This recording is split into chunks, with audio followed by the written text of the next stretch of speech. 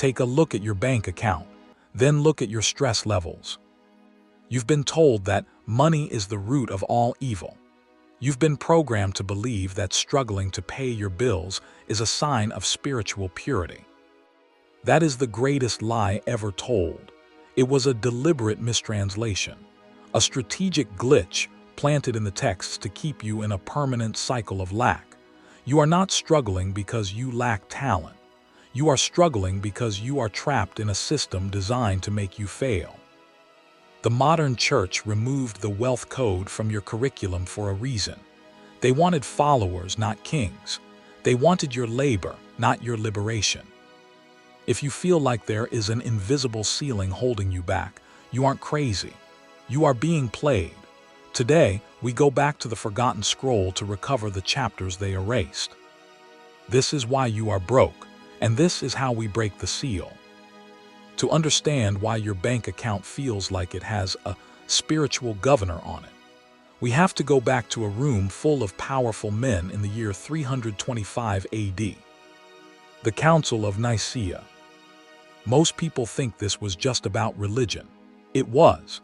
It was the largest economic hostile takeover in human history. The fathers of the modern church looked at the ancient scrolls, the ones they eventually locked away in the Vatican's high-security vaults, and they realized something terrifying. The Creator never intended for you to toil. He didn't design you to trade your life force for paper. In the original Hebrew text, the word used for man's purpose in the garden was avada. But here, the glitch. In the ancient world, avada didn't mean backbreaking labor. It was a singular word that meant divine service through creative flow. Work and worship were the exact same frequency. The elite at Nicaea realized that a person in creative flow is uncontrollable. You can't tax a man who manifests his own supply. You can't enslave a man who understands he is an heir to the infinite. So, they performed a linguistic surgery. They ripped the flow out of the definition and replaced it with subservience. They turned a king's service into a peasant's chore. They literally weaponized the Bible to create a permanent working class. They didn't stop at words. They took the wealth code, the specific mathematical and spiritual frequencies that King Solomon used to attract gold like a magnet, and they buried them. They labeled the science of manifestation as occult or forbidden to keep it out of your hands, while they built cathedrals out of the very gold they told you was a sin to possess. Think about it. Why is the Vatican sitting on trillions in gold while teaching you that poverty is a virtue? It's because they know that poverty is a control grid. They told you that to be righteous, you had to be a servant, but look at the context of a king's court. A servant to a king lives in the palace. A servant to a king eats at the royal table. You were tricked into becoming a master of your own lack, instead of a servant to the infinite supply.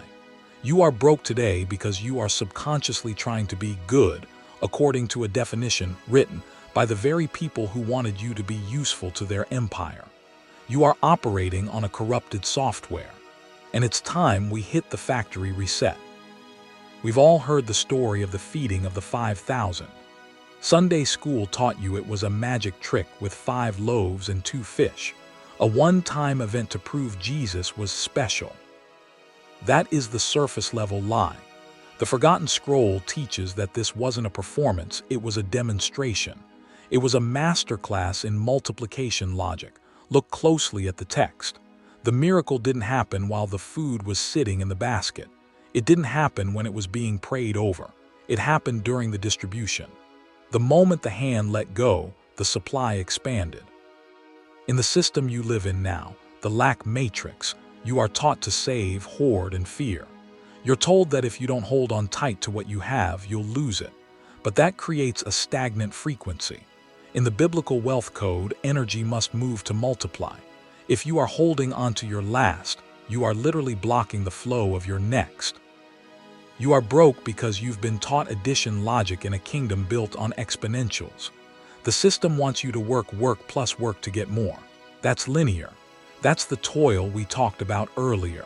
But the divine code uses the seed principle. A seed doesn't add to the forest, it explodes into one. If you are waiting for a breakthrough before you start living your purpose, you have the formula completely backward.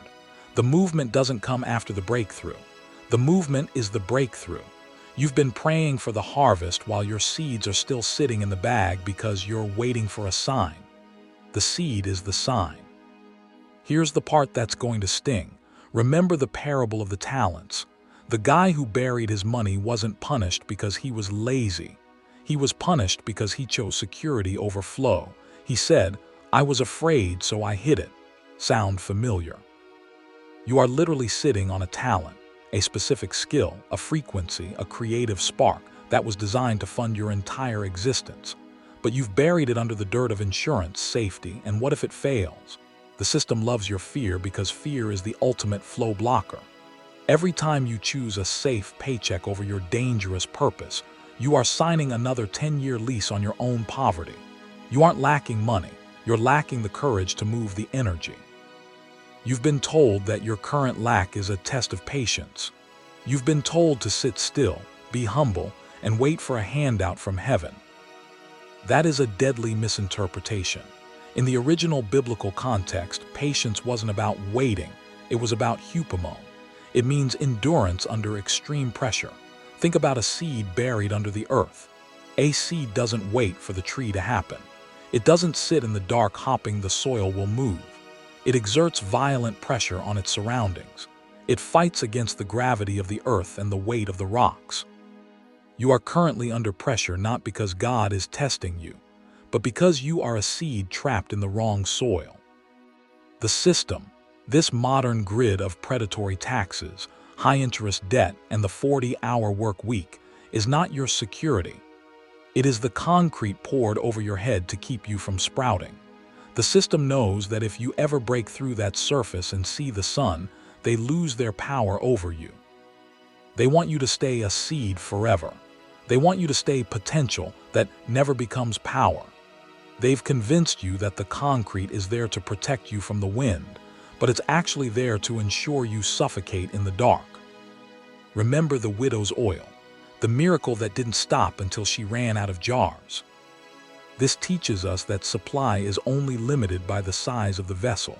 She didn't get enough oil to survive. She got exactly as much as she had capacity for.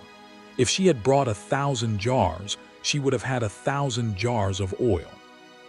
You are broke because you have shrunk your capacity to fit a small, safe life. You've built a vessel for a bi-weekly paycheck, and then you wonder why the divine isn't pouring a river. You're asking for a drop because that's all your jar can hold. To break the seal, you have to stop asking for money and start building systems. The ancients never prayed for gold. They prayed for the architectural wisdom to build the structures that would force the gold to flow. Now, most people will stop right here. They will hear this, feel a temporary spark of motivation, and then go right back to the 9-to-5 cycle. But you aren't most people. You found the forgotten scroll for a reason. We are living in a moment of history that the ancients called the thinning of the veil. The 6,000-year lease on your lack is officially expiring. In 2026, the frequencies of the earth are shifting. The concrete of the old system is cracking because it can no longer contain the pressure of the rising seeds. The masters of Nicaea knew this time would come. They knew their linguistic surgery would eventually be exposed by the very technology they tried to suppress. The wealth code isn't just a theory, it is a literal map. It is a series of mathematical and spiritual alignments that allow you to bypass the toil and enter the flow. The seal is breaking, but here is the warning. You cannot pour new wine into old jars. You cannot use the wealth code while you are still thinking like a servant.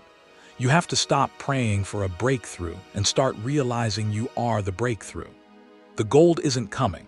It's waiting for you to build the system that allows it to arrive.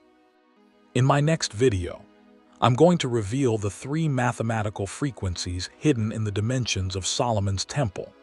These are the exact frequencies that trigger the flow state in modern business, allowing you to attract supply instead of chasing it. The vault is opening. Do you have your vessels ready? Type code UNLOCKED in the comments if you are officially done with the toil. I want to see who's awake and who's still sleeping in the concrete. This is the Forgotten Scroll, and the secrets aren't staying secrets anymore. Watch your six. The kingdom is closer than you think.